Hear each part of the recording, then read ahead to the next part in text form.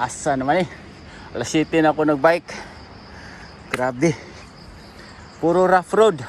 Gikan nga to sa natumulan. Grabe, puro rough road. Madto punta ko kana maribok na siya nana dayto ta karon yap. Kani nga tulay kana siya. Connect na siya dire sa tumaribok naman na dia. Paingon na ngadto sa Santa Ana. Muna siya pero dugay na kay nga tulay wa pa na mauman.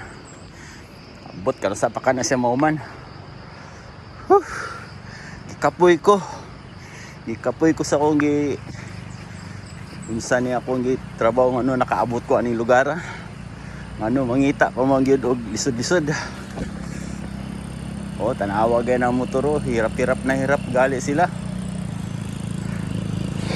Grabe. Apoy na di kayo. Ano sila oh? So, katundo kabuk na motor. Actually, kanto siya, Santa Ana na. Ano siya, Santa Ana. Muna tong building ni Halusos. Ito yung housing. So, suba lang ang boundary.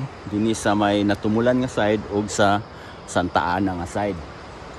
So, puro ni rough road. Oh. Minsan nga lugar din nga bukid man. Pastilan. Ano magtuyo-tuyo pa man gyud. Actually, lingaw kay ko. Kay tungod sa kalsada nga puro rough road. Muna nga lingaw pud. Mas maayo diri. Biyay nagibadi.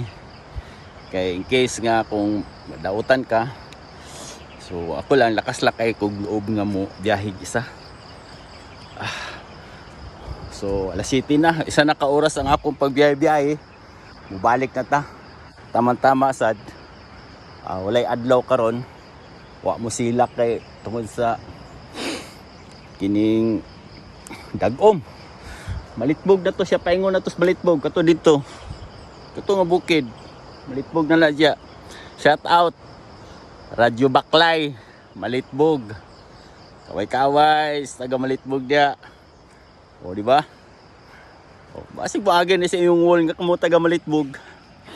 Paki-follow na lang pod dayon ko. Libod Suroy. Para sad nga balang araw basi makaabot ko dito sa Malitbog. O i-update na ako sa mga development dito, di ba? Sige. Kay mo padayon ta sa atong biyahe. Mo pauli na sad ko. Kay alas 7 na. Di sa ta gusto nga mainitan ta kalsada kay nalisod na kay na. Sige, ciao.